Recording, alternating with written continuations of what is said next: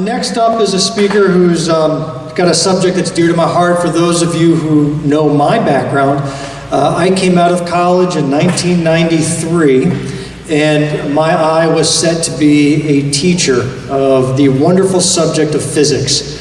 I was a physics and mathematics double major. I went to graduate school afterwards, got my master's of arts in teaching physics, as well as a master's in science and physics, and I was all set to be the next Bill Nye the Science Guy, if you remember that fellow.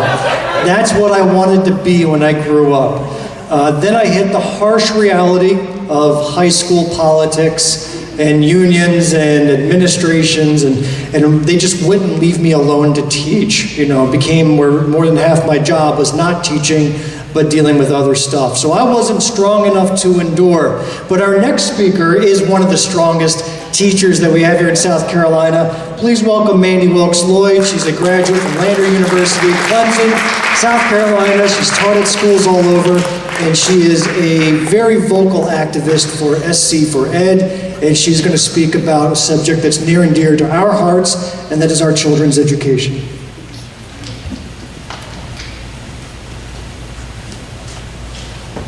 Thank y'all so much for inviting me today. I am more comfortable in front of a group of teenagers, believe it or not, but I will make do. We're all immature, gotcha. So thank you again for inviting me. I feel special for being invited. This is awesome. My name is Mandy Lloyd. I am a chemistry teacher for Greenwood District 50. I was blessed from the age of 5 in that I knew God's plan for me.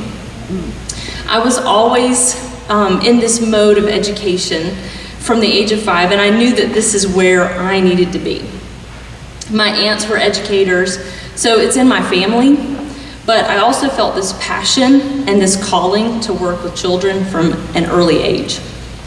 I played school as a child, like many people do, and my poor younger brother and cousins, they had to do difficult math problems on my chalkboard at home.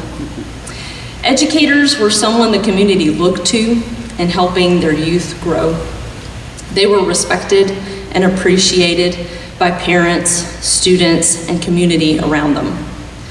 As a graduate of Greenwood High School, I loved the idea of finishing college and coming back to teach at my alma mater, which I'm happy to say I am able to do that today.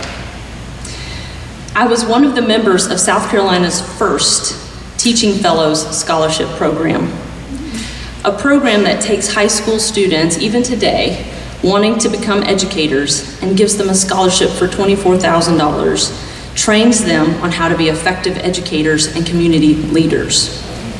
I was able to graduate in that first class of teaching fellows in 2004 from Lander University with a degree in chemistry. I immediately started my master's degree program just 2 weeks later at the University of South Carolina. I used a South Carolina teacher loan to obtain my master's degree in teaching science. I began teaching chemistry in 2006 at Lawrence District 55 High School, so go Lawrence. I had 13 wonderful years with those students and faculty members, even though I still lived in Greenwood. I would say that within the past 6 years, and maybe more, it's hard now because it's been 16 long years, I've seen a huge shift in education and how it's viewed by our community.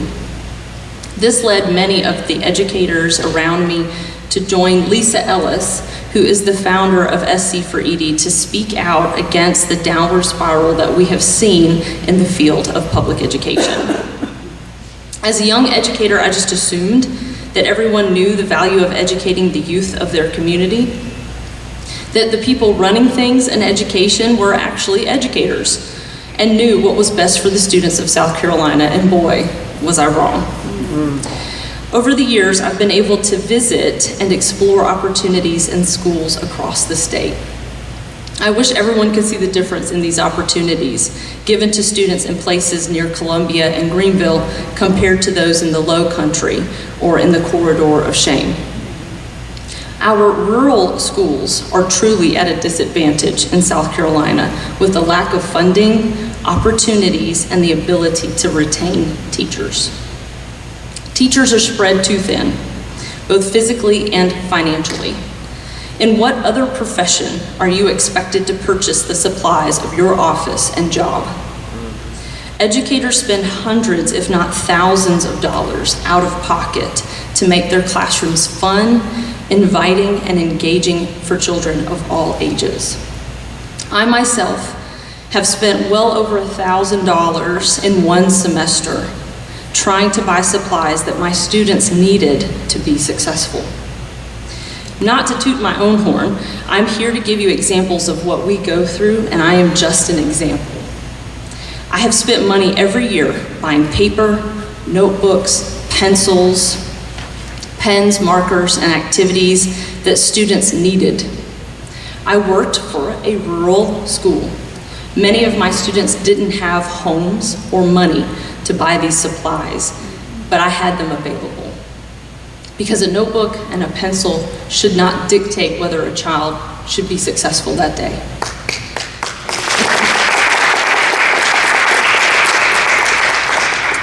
This year, we had a record number of teachers leave the profession.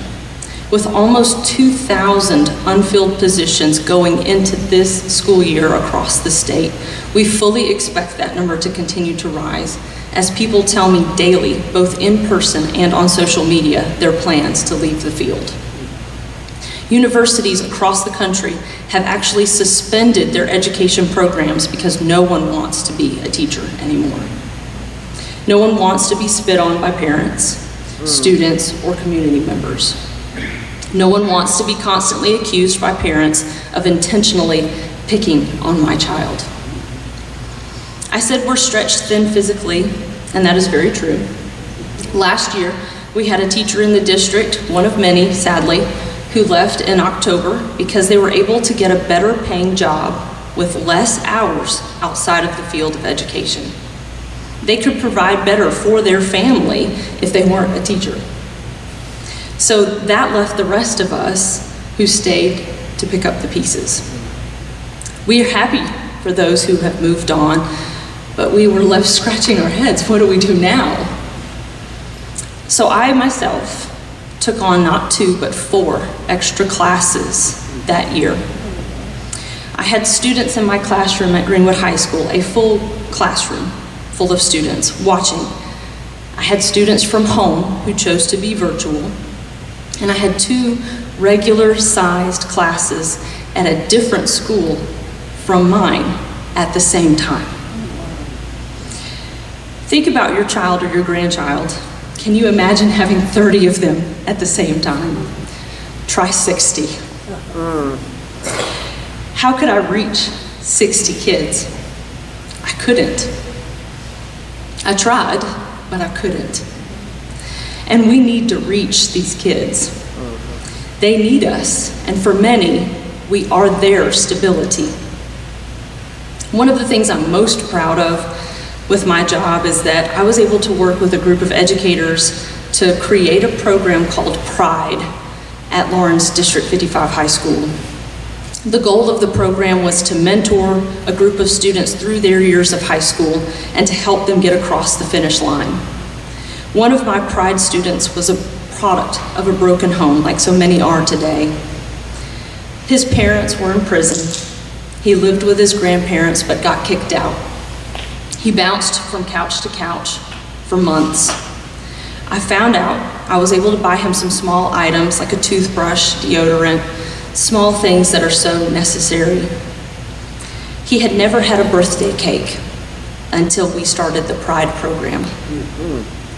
I celebrated each one of my Pride students on their birthday. I bought them a cake and we would sing to them. This young man never got that outside of his little school family. At graduation, there was no one there to celebrate his walk across the stage.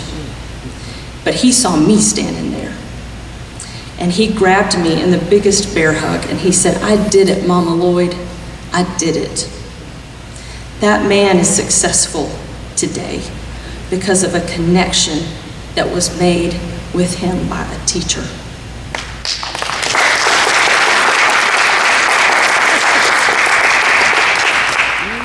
There is no one out there wanting to take the place of the one who retires or leaves. No one. What we are looking at as a state is a devastating term. We've been screaming as educators for help for years, but we are getting nothing back but more testing of our students, more classes that we have to take on, and more legislation that ties our hands behind our backs. And now Senator Massey, who is the head of the Education Oversight Committee, is wanting to pass the Bill 935, and he says it's going to pass. This bill will undoubtedly remove $2.9 billion from public education and place it in the hands of parents and bankers for accountable, and I quote, non-profit providers, or non-public providers, excuse me. What people are not talking about is that this will simply apply to small groups of people and not the majority of the children of South Carolina. There will be no accountability to the public for these funds and how they are used. No checks and balances. While these funds can help pay the tuition of private education, it won't cover the entire cost, and it will leave many poor families without opportunity to be sponsored, even though that's the claim of this bill. I can tell you of a child here in Greenwood who is attending a private school that is charging him twice the yearly tuition because he has a special need and cannot be properly accommodated at that private school in the way that a free public education could. Don't all children deserve the right to a free and appropriate education? And I promise you, the people that are in office in our state government, many of them are looking to dismantle public education and all that it provides for the children of our state. If we look to states like Mississippi and Florida, who have these voucher systems already in place, we can see they don't work. People argue that public schools need to step up, and they will if they know they have competition. This, in fact, is quite opposite. Studies have shown that in states or districts with voucher systems, the public schools decline overall in multiple facets. These states also show that the poor communities are actually going to suffer the greatest. They won't receive transportation to these schools that they would like to attend with the voucher system. There is definitely a greater divide of the haves and the have-nots. The private institutions in these states choose to raise their tuition as a response. They don't have to accept students with special needs or language barriers. They can discriminate against people of different religious affiliations or sexual identities. As a Christian woman who works in public school, I was once asked by someone, why don't you teach at a private school? Their children there are Christians and they believe the same as you do. And I have to admit, I was a little shocked by the question. My response to this person was, as a Christian woman, why wouldn't I be in a public school? This is where God has called me. This is where I can be a light to children who may see nothing but darkness the rest of the day. I may be the only one who cares about that child. Aren't we supposed to go forth? While I can't spread the gospel in the school, I can spread joy and love to as many children in my community as I possibly can. And yet for 2 years now, I've heard my own senators and representatives equate public educators to the pigs from Animal Farm, to news broadcasters throwing a wide net of comments out across the country about how educators are indoctrinating our children and can't be trusted. That educators are lazy and should stop complaining because when they get done with work at 3 o'clock in the afternoon, they still have plenty of time for a round of golf before dinner. By the way, I work till at least 11 p.m. at night, so I don't have time for golf. For some reason, these same people who, when I have invited them to come observe our schools, to be visitors and follow us around for a day, these people have ignored me. they never respond. In fact, I've sat in on education oversight meetings. I've been amazed to see that these people are not members of the education community, not a single member today. The people making policies about your child's education and my profession have nothing to do with education. Many of us have gone to speak with these members of Senate only to have the doors slammed in our faces at the State House. As you can see from the handouts that I laid on the tables, that our legislative agenda for SC for ED grew in 2022. And we plan to be at the State House this Wednesday to lobby against Bill 935. The bills listed on the top handout are dealing with those particular issues like teacher salary and compensation. We are well below the national average in the state of South Carolina. We would love to improve teacher contracts and the ability to terminate those contracts at any point. We have a huge amount of testing in the state of South Carolina, from K-5 all the way up. And it doesn't matter whether you speak English or not, as to whether you can take those tests, and then we are judged by those tests, and that dictates funding. We would love for them to fully fund the student base, or fund the student cost. They haven't done that since, I think, 1988, if I'm not mistaken. And we would like to limit class size. As I told you, I had 60 at one time last year. So you can see from that handout our goals. You can also see, and I know they were talking about the cards, this also gives you some information at the back there about Bill 935. They did meet Wednesday, and they have added some amendments that have not yet passed. Hopefully, if this does pass, we're hoping that Senator Hutto's amendments will also pass, because it will water down some of the devastation that this is going to cause. But $2.9 billion out of your school districts within 4 years is going to be a lot of money that is removed from your child's education. I really appreciate you giving me the opportunity to speak today. If you feel as I do, that public education is necessary and can make the difference for the life of a child and for the community, please call your senators and your representatives and talk to them about how necessary it is to improve the state of education for South Carolina. Thank you so much. Thank you.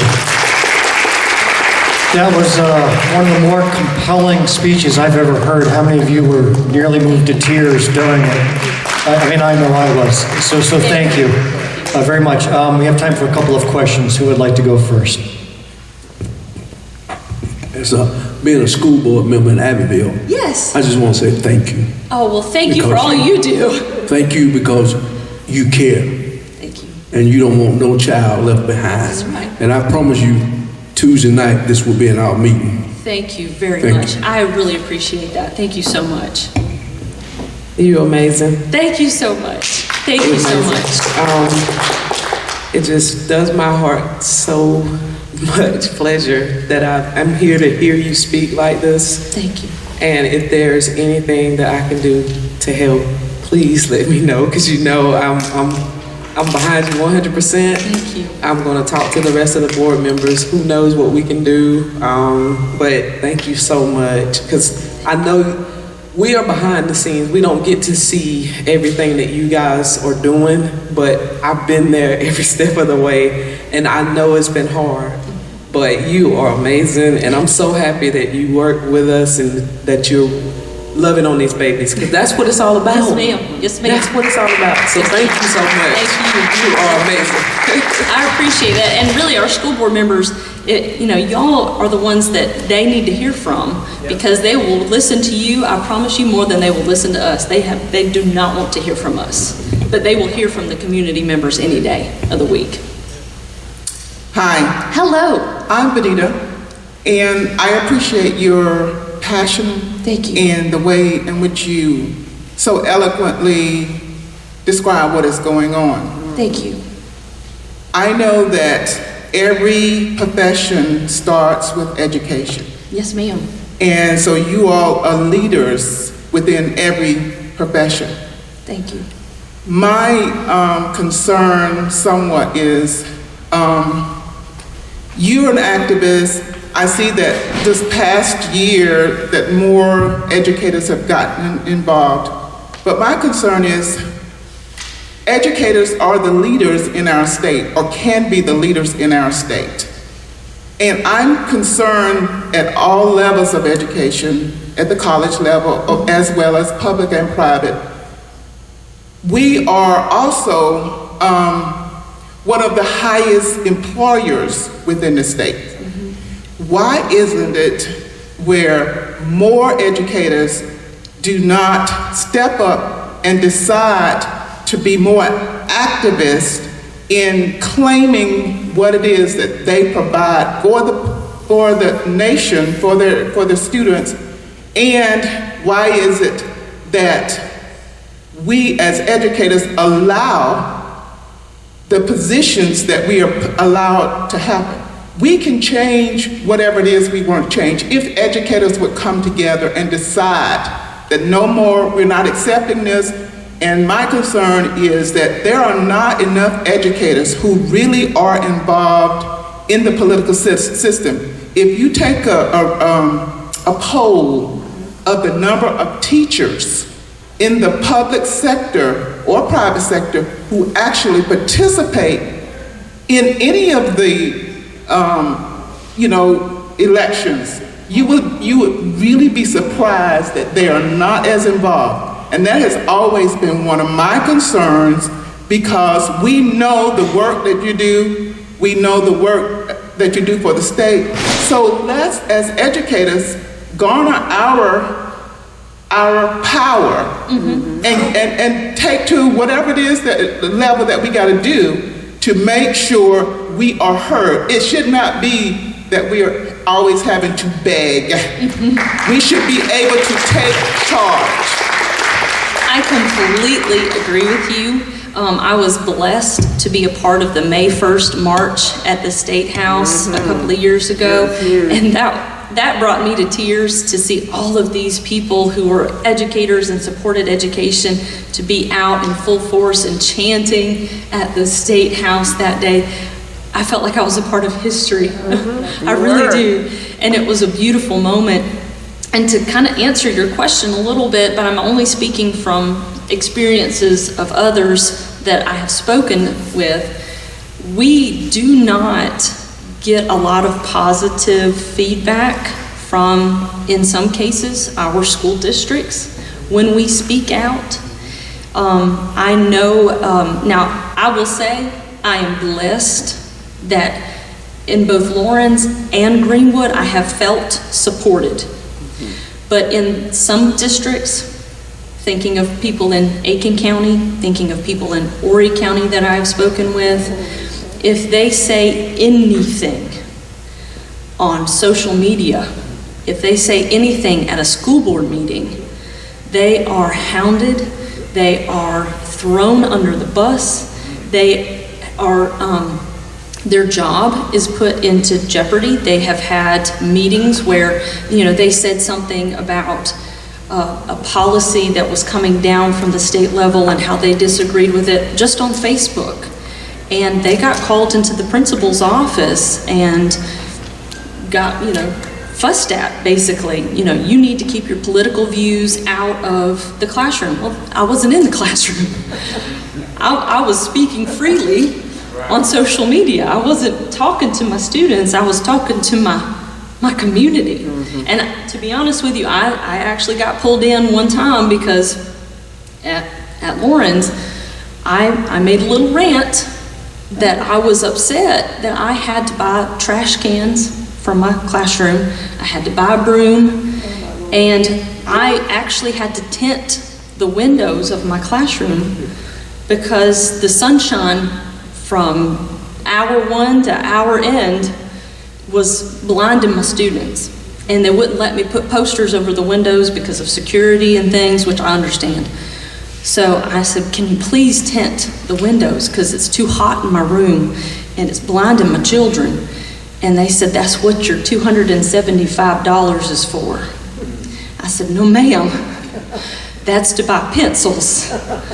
It ain't to buy tent or trash cans for my classroom or cleaning supplies. That's not what that's for. And so I made a little rant on Facebook that $275 is made for instructional supplies. It's not made for it's not made for construction. And so I did get called in because, you know, it didn't look good. It didn't look good. I'm going to be honest with you.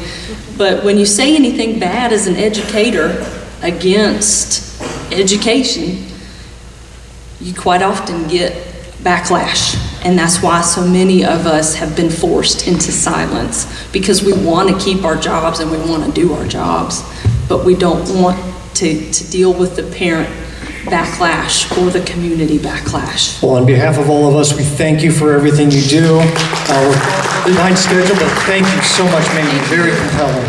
You know, many times they ask, what can we do? We feel helpless. We feel like, you know, we can call McCravey, we can send emails to Garrett, and they'll go unheeded or ignored. So the best thing you can do is run for office. You know, get on the school board, get on the county councils, get into the State House of Representatives. That's where this nonsense will end. It is a shame that educators have to always be on the defensive against these outrageous bills, where instead we ought to be building and growing and looking to the future and saying, what wonderful things should we be doing, rather than what terrible things do we need to avoid and prevent.